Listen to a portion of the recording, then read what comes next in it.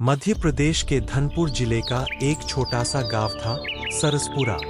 गांव बहुत बड़ा नहीं था, लेकिन उसका अपना अलग ही रंग था। यहाँ के लोग सादगी से जीते थे, लेकिन हर रविवार को गांव की गलियां किसी मेले ठेले से कम नहीं होती। वजह, सबके प्यारे राम खिलाड़ी काका। काका का नाम सुनते ही हर किसी के मुंह से एक ही बात निकलती। अरे वो ही काका ना, जिनके हाथ का मटन खाकर तो जी जुड़ा जाए। पूरे गांव के लिए रविवार किसी त्योहार से कम नहीं होता। हफ्ते भर लोग खेतीबाड़ी, मजदूरी और घर के झंझटों में उलझे रहते, लेकिन रविवार को सबका मन बस काका के मटन पर अटका रहता।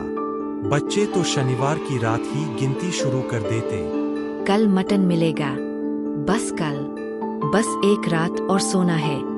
औरतें आपस में कहतीं, भाई काका का मटन खाए बिना तो हफ्ते का मजा ही अधूरा है। रविवार की सुबह सूरज निकलने से पहले ही काका अपनी पुरानी धोती और गमछा संभालकर भानपुर मंडी निकल पड़ते। कसाई हंसते हुए कहता, अरे काका, आज फिर 100 किलो मटन ले जाओगे? लगता है पूरे सरसपुरा का पेट आज भी तुम्हें ही भरना है।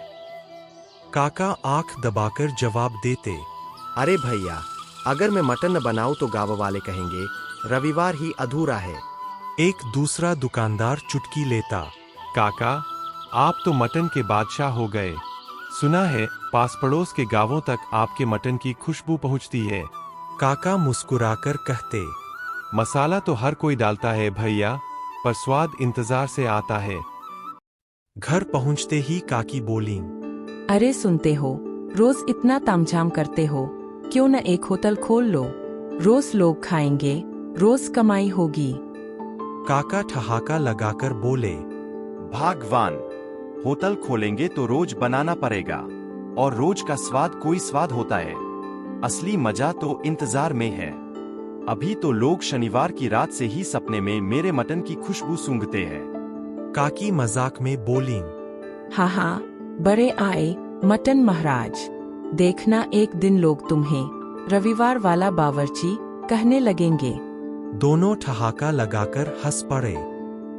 काका ने आंगन में बड़ा लोहे का भगोना रखा, नीचे लकड़ी का चूल्हा जलाया। सबसे पहले दालचीनी, लौंग, काली मिर्च, जीरा को सिलबट्टे पर पीसा। फिर उसमें डाला उनका गुप्त मसाला, जिसकी खुशबू देखते ही देखते गलियों तक फैल गई। काकी पापड़ तल रही थीं और गुनगुनाते हुए बोलीं, आज तो पापड़ ऐसे तले जाएंगे कि चटक चटक की आवाज गांव के कोने कोने तक जाएगी। तभी पड़ोस की मौसी आकर बोलीं, अरे बहू, जरा ध्यान रखना, पिछली बार मेरे नाती ने 3 पापड़ खा लिए थे और बाकी सबको देखने तक न मिले। सारा आंगन हंसी से गूंज उठा। 12 बजते ही लोग उमड़ पड़े। कोई साइकिल पर, कोई बैलगाड़ी से, तो कोई पैदल भागते भागते आया। बच्चे दीवार पर चढ़कर झांक रहे थे। काका, जल्दी, भूख लगी है। काका प्लेट सजाते। गर्मागर्म चावल, मसालेदार नली वाला मटन और कुरकुरा पापड़। पहला निवाला खाते ही लोग बोल उठते, वाह काका, जी तो तर हो गया। आप रोज क्यों नहीं बनाते? काका मुस्कुराकर बोले, रोज मिलेगा तो खास कहाँ रहेगा। याद रखना, रविवार का मजा रविवार को ही है। पापड़ की महक और उसकी आवाज से गांव के बच्चे पागल हो रहे थे। काका ने एक बड़ी प्लेट में सारे तले हुए पापड़ रखे और पास ही बैठे अपने सबसे छोटे पोते से बोले, देखना भैया, कोई पापड़ उठा न ले जाए।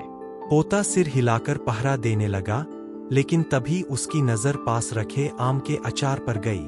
वह पल भर के लिए अचार देखने लगा और उसी पल मौका पाकर पड़ोस का रामू और उसका भाई छोटे 3 पापड़ उठाकर भाग गए।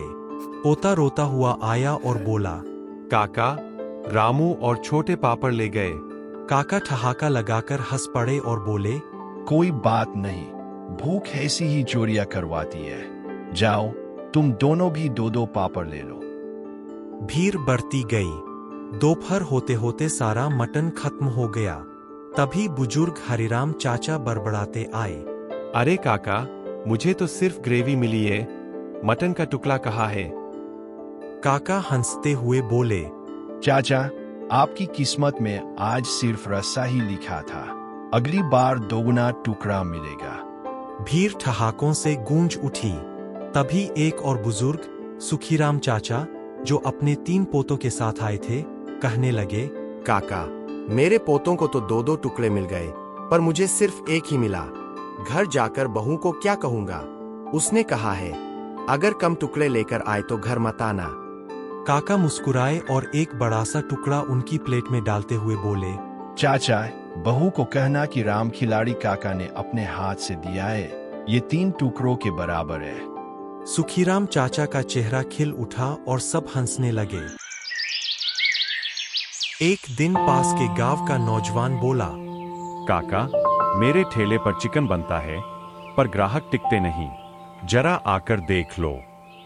काका गए, चिकन खाया और बोले, स्वाद है पर जान नहीं। बेटा, चिकन को नींबू, अदरक, लहसुन और मसाले में आधा घंटा मैरिनेट करो, फिर बेचना, ग्राहक प्लेट जा देंगे।